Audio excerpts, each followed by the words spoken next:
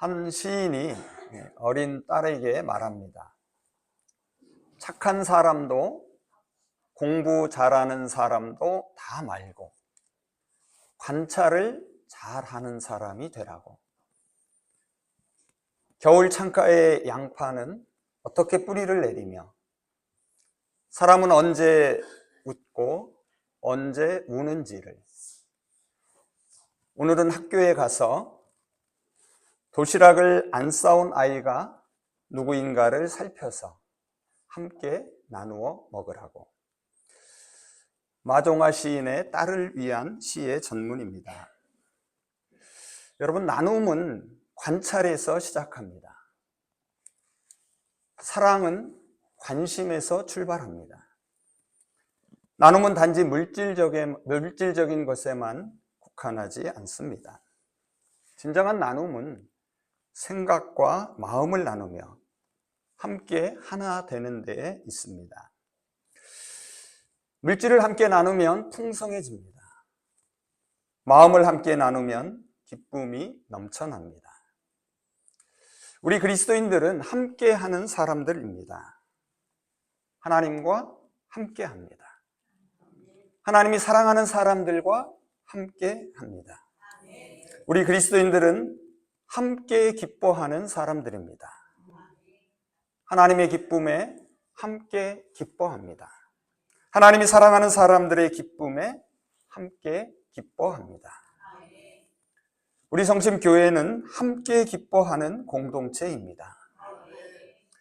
하나님과 함께하는 기쁨이 날마다 새롭게 되기를 바랍니다. 하나님이 사랑하는 사람들과 함께하는 기쁨이 날마다 넘쳐나기를 소망합니다. 그림을 좀 띄워주시겠습니까? 빛의 화가라 불리는 네덜란드 출신의 렘브란트가 있습니다. 그 렘브란트가 그린 돌아온 탕자라는 그림입니다. 우리가 2주간에 걸쳐 다룬 비유에 나오는 세 사람, 아버지와 아들, 두 아들이 그려져 있습니다.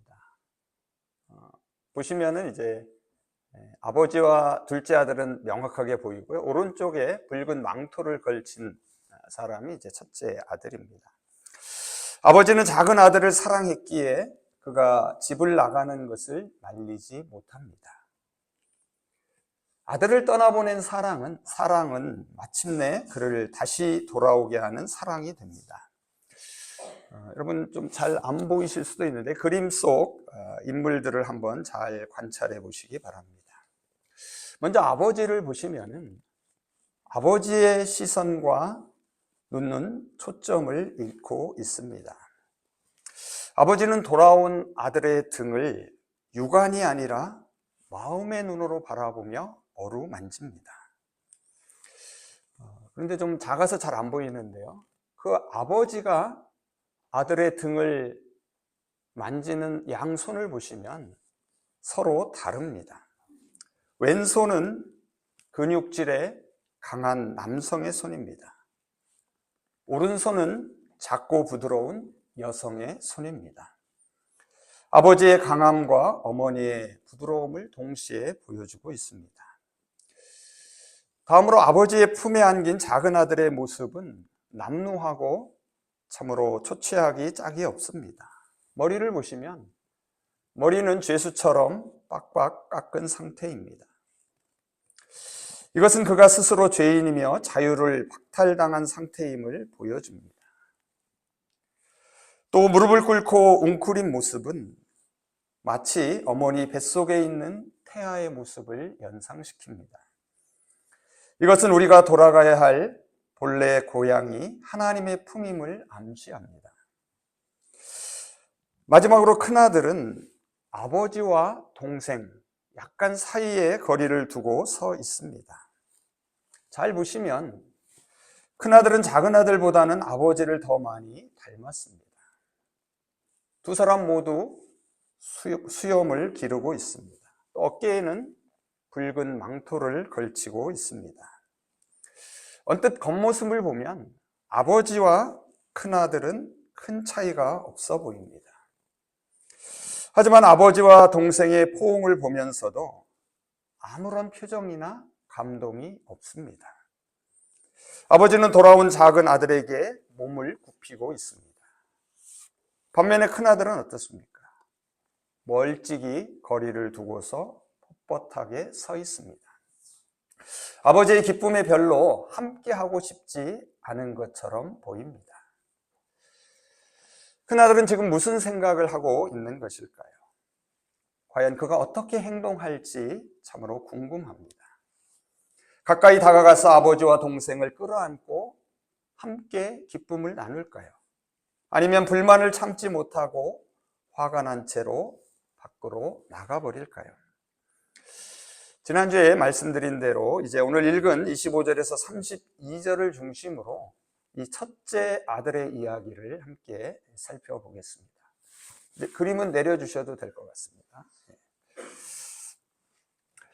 아버지는 둘째 아들이 돌아온 것이 기쁘고 감사해서 큰 잔치를 엽니다.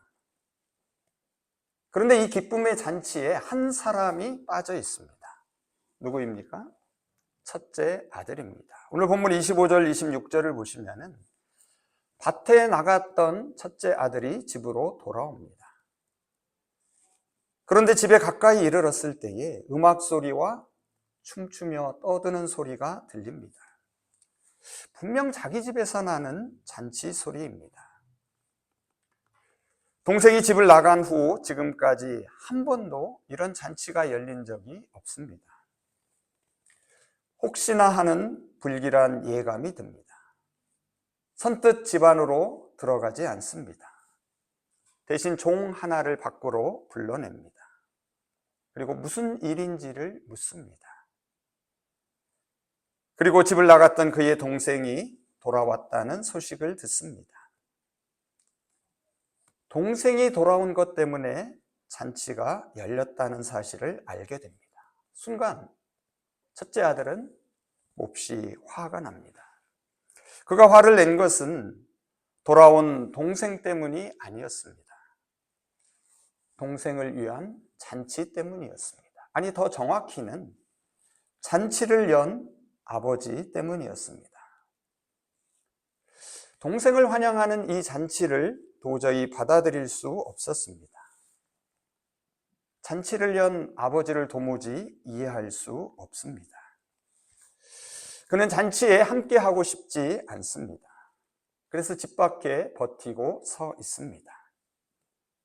그러자 집안에 있던 아버지가 집 밖으로 나옵니다.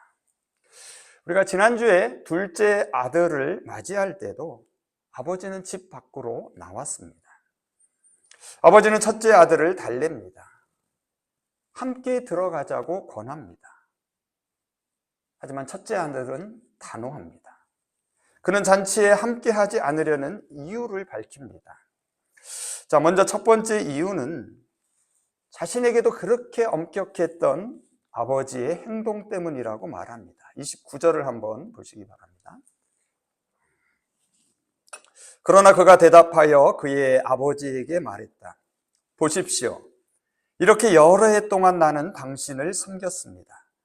그리고 당신의 명령을 결코 어기지 않았습니다.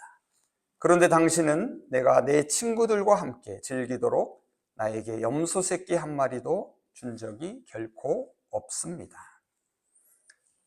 여러분, 첫째 아들의 이 말에서 눈에 띄는 것이 있습니다. 그것은 바로 여러 해 동안 나는 아버지를 섬겼고 아버지의 명령을 어기지 않았다라는 말입니다. 첫째 아들은 자기 자신을 앞세웁니다. 자신을 삶의 중심으로 삼습니다. 스스로 자신이 할 일을 다 했다고 자신합니다. 자, 이 장면을 보고 있노라면 마치 누가복음 18장에 나오는 바리새인의 기도를 연상시킵니다. 바리새인은 스스로 의롭다 확신하고 남을 멸시하는 사람입니다. 그는 혼잣말로 이렇게 기도합니다. 하나님, 감사합니다. 나는 토색하는 자나 불의한 자나 가늠한 자 같은 다른 사람들과 같지 않으며 또는 이 세리와도 같지 않습니다. 첫째 아들은 자신의 열심과 공로를 알아달라고 호소합니다. 보상을 바라는 것입니다. 하지만 아버지는 그에게 친구들과 함께 즐기도록 염소 새끼 한 마리도 주지 않았다고 불평합니다. 여러분, 그런데 이렇게 무언가 보상을 바라고 일하는 사람을 성경에서 뭐라고 말하는지 아십니까? 종이라고 부릅니다. 첫째 아들은 결국 자신을 종으로 여깁니다. 그는 아버지를 여러 해 섬겼다고 말합니다.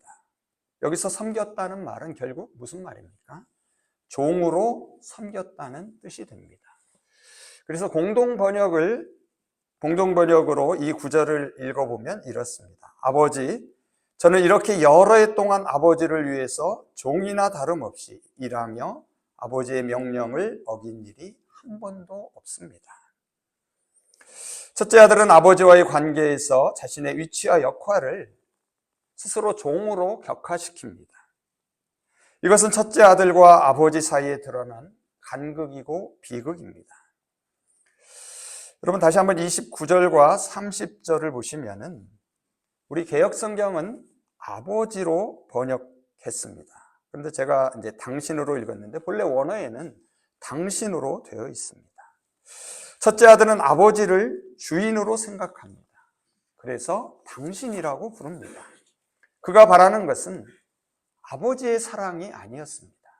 주인의 보상이었습니다. 여러분, 내가 누구인지를 아는 것이 내가 무엇을 하는 것보다 훨씬 더 중요합니다. 존재가 행위보다 앞서고 더 중요하기 때문입니다. 그래서 저와 여러분도 하나님의 자녀임을 먼저 기억해야 합니다. 그래야 우리는 하나님 아버지의 사랑에 언제나 기뻐하며 감사할 수 있습니다. 첫째 아들이 아버지를 위해 했던 일들은 아들로서 당연한 의무였습니다. 아버지의 사랑의 빚을 갚는 것입니다. 그는 아버지를 위해 일할 수 있음을 감사해야 했습니다. 그런데 그는 안타깝게도 자기가 하는 일을 종들이 대가를 바라고 하는 임무 정도로 생각합니다. 우리가 지난주에 살펴봤는데요. 앞선 12절을 보시면 첫째 아들도 아버지에게서 자기 몫의 살림을 이미 받았습니다. 그리고 그는 동생과 달리 아버지 곁을 떠나지 않았습니다. 아버지를 위해 성실히 일한 것처럼 보였습니다. 그런데 그것은 아버지의 뜻에 온전히 순종한 것이 아니었습니다. 지금 그는 아버지의 마음을 조금도 헤아리고 있지 못하기 때문입니다.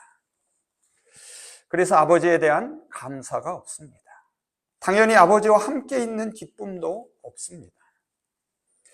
첫째 아들이 잔치에 함께 하지 않으려는 두 번째 이유는 아버지가 동생을 관대하게 대하고 받아들였기 때문입니다. 동생은 아버지의 살림을 허랑방탕하게 탕진했습니다. 그런데 빈털털리로 돌아온 동생을 아버지는 무조건 용서합니다. 큰아들은 그대도 받아준 것을 이해할 수 없습니다. 오늘 이 짧은 비유, 좀 길 수도 있는데요. 잘 보시면 살찐 송아지가 3차례나 언급되고 있습니다. 큰아들은 더욱이 살찐 송아지를 잡아 잔치를 연 것을 받아들일 수 없습니다. 첫째 아들은 동생과 비교해서 아버지가 자신을 부당하게 대한다고 여깁니다. 그래서 불만과 불평으로 가득 차 있습니다. 다시 한번 30절을 자세히 보시기 바랍니다.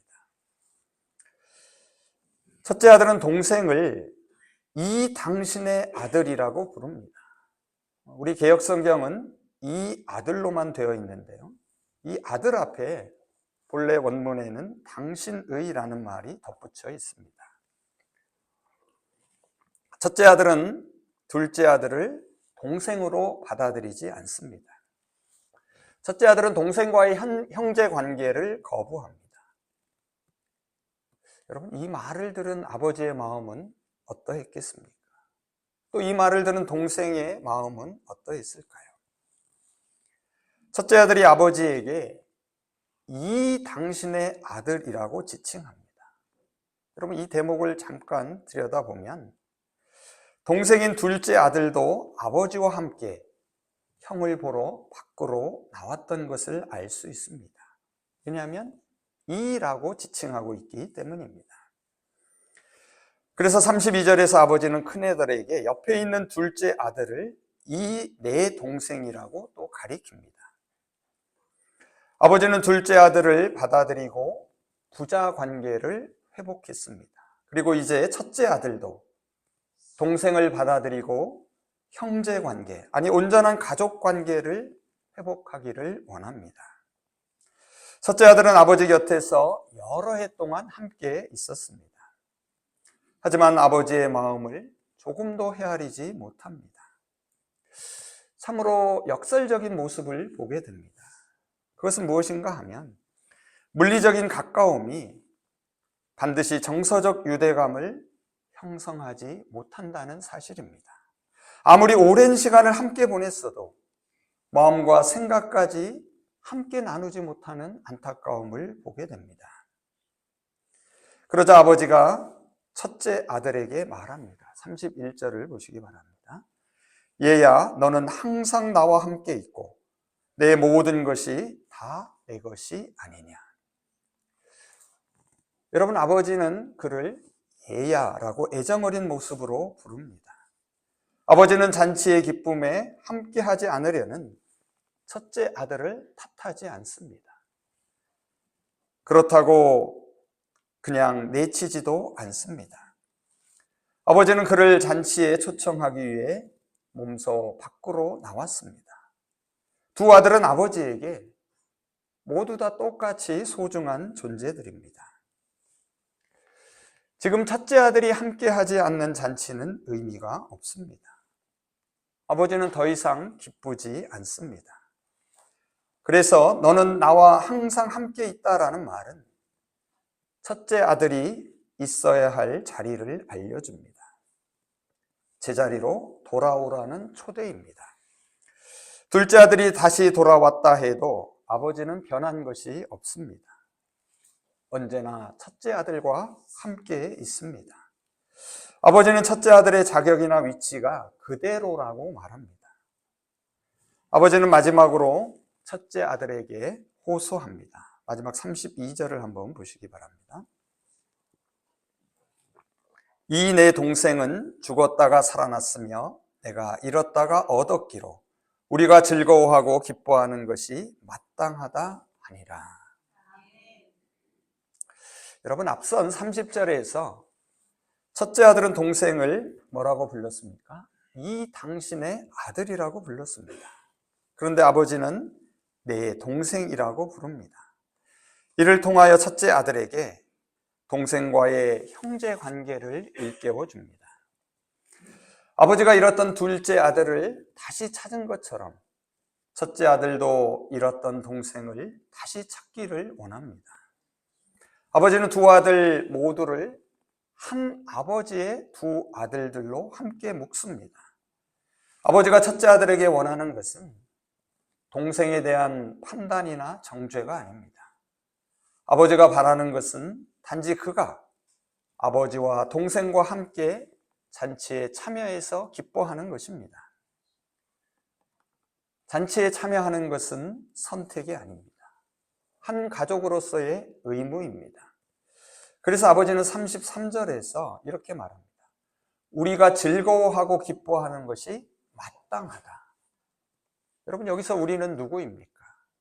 아버지와 두 아들들입니다. 이 비유는 첫째 아들이 아버지의 초청에 어떻게 반응했는지를 알려주지 않습니다. 무슨 말인가 하면 결말이 열려 있습니다. 첫째 아들이 밭에서 돌아온 것을 보면 이미 해가 지고 어둠이 내렸습니다. 기쁨의 불빛이 집안에서 어둠 속으로 비치고 있습니다. 그 불빛을 따라 음악 소리와 춤추는 소리가 들려옵니다. 24절에서 시작된 잔치는 아직도 끝나지 않고 계속되고 있습니다. 아버지의 손을 잡고 동생과 함께 기뻐하며 집 안으로 들어갈 것인지, 아니면 아버지와 동생을 등지고 어둠 속에 홀로 버티고 서 있을는지, 이제 큰아들이 다음 이야기를 써가야 합니다. 이제 말씀을 정리해 보겠습니다. 우리는 소위 탕자의 비유로 알려진 이야기를 2주에 걸쳐 함께 살펴보았습니다. 사실 이 비유는 탕자들의 비유입니다. 아니, 더 정확히는 자비로운 아버지의 비유입니다. 비유 속 두 아들은 모두 길을 잃었습니다. 둘째 아들은 집 밖에서 길을 잃습니다. 첫째 아들은 집 안에서 길을 잃습니다. 집 밖에서 길을 잃었던 둘째 아들은 다시 돌아와 자기 죄를 고백합니다. 하지만 집 안에서 길을 잃은 첫째 아들은 아직 돌아오지 않습니다. 동생의 귀향을 보고서도 함께 기뻐하지 못합니다. 분노와 시기와 원망만이 가득합니다. 첫째 아들의 탈선은 동생의 경우보다 알아차리기가 더 어렵습니다. 그는 늘 아버지 집에 있으면서 아버지의 집을 나간 존재이기 때문입니다.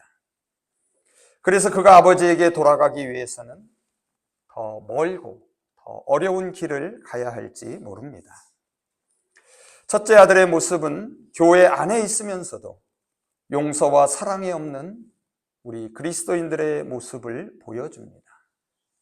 하나님을 믿는다는 저와 여러분이 오히려 하나님에게 더 멀리 있지 않은지 돌아보게 합니다. 첫째 아들은 아버지가 자신에게는 엄격하고 야박하다고 여깁니다. 동생에게는 한없이 관대하다고 생각합니다. 하지만 그는 이미 아버지로부터 많은 것을 받았다는 사실을 잊고 있습니다. 더욱이 그는 지금 아버지와 함께 있습니다. 함께 있지만 안타깝게도 기뻐하지 못합니다. 함께 있지만 감사할 줄 모릅니다. 오늘 저와 여러분은 함께 하나님을 예배하고 있습니다. 사랑하는 여러분, 함께 있음에 감사하시기를 바랍니다. 함께 있음이 우리의 기쁨이 되기를 원합니다. 이 비유는 구원하는 자와 구원받는 자의 관계를 보여줍니다. 그리고 하나님의 구원에 참여하는 사람들이 다른 이들과 맺는 관계를 알려줍니다. 구원은 함께하는 기쁨의 잔치입니다. 구원의 잔치에는 모든 사람이 함께 기뻐해야 합니다. 비유에서 아버지는 첫째 아들을 잃었습니다. 그는 아직도 집 밖 어둠 속에 있습니다. 하지만 아버지는 여전히 그를 기다리고 있습니다. 비유 속 아버지의 기쁨은 완성되지 않았습니다. 기쁨의 잔치를 완성하기 위해서는 그 아들이 돌아와야 합니다. 아버지와 함께하는 잔치의 기쁨은 다시 돌아오는 자로 인하여 완성됩니다. 아버지의 기쁨이 곧 그의 기쁨이 되어야 합니다. 하나님 베푸시는 구원의 잔치는 우리 가운데 이미 시작됐습니다. 지금도 계속되고 있습니다. 그리고 잃어버린 모든 아들들을, 잃어버린 모든 딸들을 잔치로 초대하십니다. 하나님은 집안에서 잃어버린 모든 자녀에게 오늘 이렇게 말씀하십니다. 얘야, 너는 늘 나와 함께 있지 않느냐? 또 내가 가진 모든 것이 다 내 것이 아니냐? 너의 이 아우는 죽었다가 살아났고 내가 잃었다가 되찾았으니 즐거워하고 기뻐하시는 것이 마땅하지 않느냐? 신학자이며 영성가인 네덜란드 출신의 헨리 나우에는 앞서 보여드린 렘브란트의 그림을 보고서 탕자의 귀향이라는 책을 썼습니다. 이 책에서 그는 다음과 같이 말합니다. 대부분의 사람들은 이 비유를 보면서, 이 그림을 보면서 자신의 존재를 아버지 앞에 무릎을 꿇은 작은 아들과 동일시합니다. 또 어떤 사람들은 자신이 큰 아들과 다르지 않다고 생각합니다. 그리고 마침내 우리는 아버지의 자리로 가야 합니다. 아버지는 결국 우리가 돌아가야 할 곳이기 때문입니다. 우리 인생과 신앙 여정의 종착점입니다. 그곳이 마지막 안식처이기 때문입니다. 바라기는 비유 속 아버지가 그랬던 것처럼 우리도 우리의 이웃들을 용서와 사랑과 치유가 있는 기쁨의 잔치에 초청할 수 있기를 바랍니다. 이제 저와 여러분이 누군가의 아버지가 되어주시기를 소망합니다. 신앙생활은 영적인 고향으로 돌아가는 것입니다. 우리의 영적인 귀향은 우리가 누군가의 아버지가 되어줄 때 비로소 끝날 것입니다. 그때 거기서 우리 모두 하나님 아버지와 함께 기쁨을 누릴 수 있기를 소망합니다. 기도하겠습니다. 사랑과 은혜가 풍성하신 하나님, 올 한 해도 여기까지 인도해 주심을 감사를 드립니다. 지나온 삶을 돌아봅니다. 하나님이 저희의 일상의 필요들을 채워주시고 저희가 어느 곳에 있든지 어느 때에 있든지 항상 함께 계셨음을 기억합니다. 저희로 더욱 감사하게 하시고 기뻐하게 하여 주시옵소서. 구원은 하나님과 함께하는 기쁨의 잔치임을 깨닫게 하시고 구원의 잔치는 모든 사람이 함께하는 기쁨의 잔치임을 잊지 않게 하여 주시옵소서. 그래서 본래 하나님의 사람이었던 이런 사람들이 이제 기다리시는 하나님의 아버지를 바라보게 하여 주시고 그들로 구원의 잔치에서 비치는 빛을 보게 하시며 구원의 잔치에서 들리는 소리를 듣게 하여 주시옵소서. 그래서 그 구원의 잔치에 모두가 함께 참여하여서 하나님과 함께 기쁨을 누리게 하여 주시옵소서. 예수 그리스도의 이름으로 기도합니다.